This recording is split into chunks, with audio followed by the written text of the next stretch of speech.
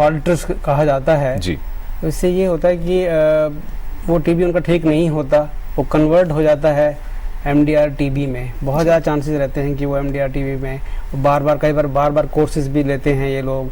3 महीने एमडीआर को जरा एक्सप्लेन कर देंगे हमारे दर्शकों के लिए। इसका दूसरा पूरा फुल फॉर्म है मल्टी ड्रग रेजिस्टेंट टीबी जी, और इसका डायग्नोसिस हम जो फिजिशियंस होते हैं या एमबीबीएस डॉक्टर है वो सस्पेक्ट ही कर सकता है। अल्टीमेट डायग्नोसिस जो है इसका लैब की स्टैंप लगने के बाद ही आता है। इसका मतलब ये होता है कि 2 दवाइयाँ होती हैं टीबी की जो 4 में से हैं, रिफेम्पिसिन और आइसोनियाजिड और INH या R या H छोटा नाम से बोलते हैं इनको।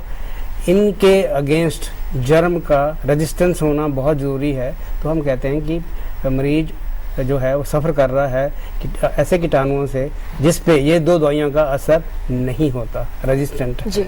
तो ये डिफॉल्टर का मतलब यही है कि अगर आप बीच बीच में दवाई छोड़ते रहेंगे, खाते रहेंगे, तो रोग के कीटाणुओं के ऊपर ये जो सामान्य दवाई उनका असर नहीं। अब ऐसे लोगों के लिए विकल्प क्या है? विकल्प है कि दवाइयां तो उपलब्ध हैं लेकिन वो महंगी हैं, उनके साइड इफेक्ट ज्यादा हैं और हर जगह उपलब्ध भी नहीं है। डॉक्टर सिंह, जब भी प्रेगनेंसी की अगर बात करें और इसे टीबी से जोड़कर देखा जाए, प्रेगनेंसी के दौरान यदि टीबी हो जाती है तो गर्भस्थ शिशु पर क्या प्रभाव होगा? और दूसरी बात, लैक्टेटिंग मदर्स जो ब्रेस्ट फीड करा रही हैं, यदि वो मेडिसिन भी ले रही है तो क्या उन दवाओं का असर शिशु पर होगा या किस तरह की सावधानी रखी जाए? डॉक्टर शर्मा जैसे कह रहे थे कि दवाइयां जो है टीबी की ये प्रेगनेंसी में भी दी जाती हैं। कुछ एक दवाइयां जिनका कंट्राइंडिकेशन है वो डॉट सेंटर वाले आपको दवाइयां नहीं देंगे, वो वाली दवाई नहीं देंगे, लेकिन टीबी का उपचार प्रेगनेंसी में हो सकता है।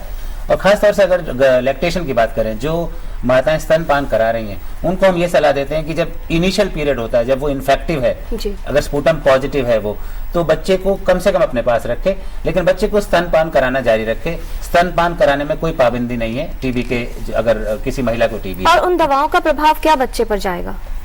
दवाइयों का असर तो बच्चों में नहीं जाएगा, लेकिन बच्चे को संक्रमण ना हो इसके लिए जरूरी है कि जब माँ बच्चे को दूध पिला रही है तो अपने मुंह पे नाक पे कपड़ा रख के उसके बाद दूध पिलाए, और बच्चे को वो तब तक अपने पास ज्यादा समय के लिए ना रखे जब तक कि वो संक्रमण रहित ना हो जाए। और संक्रमण रहित डॉट्स उपचार शुरू होने के कुछ सप्ताह के अंदर आदमी हो जाता है। ये बहुत अच्छी बात है जी। तो ये हम एक चीज मैं कहना चाहूंगा प्रेगनेंसी के बारे में कि दवाई बिल्कुल वैसी की वैसी हैं जैसे दूसरे फीमेल दी जाती हैं।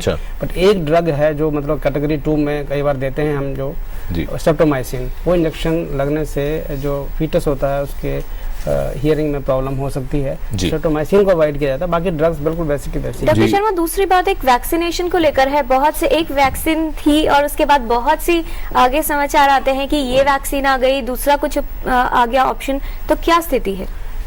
आपने ये बिल्कुल सही सवाल उठाया है और this is the most controversial topic, but I will give the messages like this that in order to prevent very lethal form of tuberculosis, जो कि ब्रेन की टीबी है या मिलेरी टीबी बच्चों में होती है, ये बहुत ही खतरनाक किस्म की टीबी होती हैं, ये डेफिनेटली कम हो जाती हैं बीसीजी वैक्सीनेशन देने से।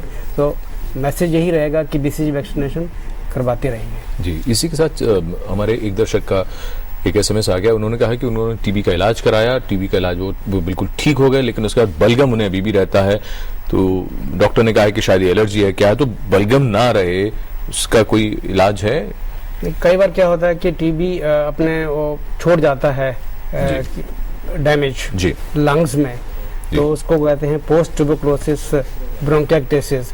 तो उसकी वजह से बलगम बन सकता है, ये कोई बात नहीं है, पर इम्पोर्टेंट चीज फिर वही है कि उसके बलगम का भी जांच करवाया जाए ताकि वो रिलैप्स ना हो। अच्छा डॉक्टर वीर सिंह, समय लगभग समाप्त होने को है। बहुत से लोग ये जानना चाहेंगे कि जो आपने शुरू में लोगों को कह दिया है कि उनके अंदर कीटाणु हो सकते हैं लेकिन बीमारी नहीं है, तो पहली बात तो ये प्रिवेंशन यानी बचाव की बात, और किस तरीके से हम टीबी से दूर रह सकते हैं? देखिए, टीबी का वो कैप्सूल आपने दिखाया उसमें बचाव की बातें कही गई जी। मेरे ख्याल से बहुत जरूरी है कि जिन लोगों को टीबी की बीमारी है वो अपना उपचार जल्दी कराएं ताकि दूसरों को संक्रमण ना फैलाएं, पहली बात। दूसरी बात, हम लोग एक बहुत अच्छी आदत होगी अगर हम इधर उधर थूकना, खांसना, छींकना, उसके बगैर रुमाल के जो हम करते रहते हैं वो ना करें। थूकना जो है ना एक बहुत भयंकर समस्या हमारे हिंदुस्तान में, और मैं चाहता हूं कि हर कोई ये समझ ले कि बेशुमार इधर उधर थूकने से आप बहुत सारे संक्रमण फैला रहे हैं, टीबी उनमें से एक है, तो ये ना करें। मेरे ख्याल से तीसरी बात है कि आप खाना पीना अपना स्वस्थ संतुलित रखें, इसके लिए कोई बहुत मतलब बादाम और इनके ऊपर जोर देने की जरूरत नहीं जी, है। जी। साधारण सामान्य संतुलित भोजन जी। सही मात्रा में खाएं, जी। अपनी जीवन शैली बदलें। जी। अगर आप स्मोकिंग करते हैं तो मेरे ख्याल से उससे थोड़ा सा दूर रहें। जी। जी। मद्यपान कभी भी किसी हालत में मेरे ख्याल से हम रिकमेंड नहीं करते हैं।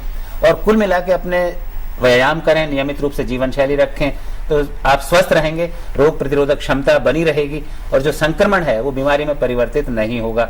और खुदा न खास्ता कभी ऐसा हो भी जाए, इसमें घबराने की कोई बात नहीं है।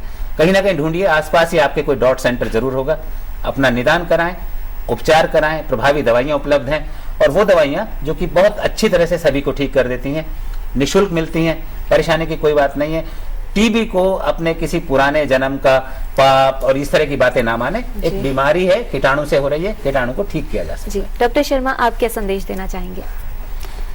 बिल्कुल डॉक्टर वीर सिंह जी ने बिल्कुल ठीक बोला कि अगर एक बार डायग्नोसिस हो जाता है, अप्रोप्रिएट प्रिकॉशन लें, डाइट ठीक लें, ट्रीटमेंट पूरा करवाएं और दोबारा से ना हो उसकी तरफ भी ख्याल रखें, बाद में अप्रोप्रिएट इन्वेस्टिगेशन करवाते रहें।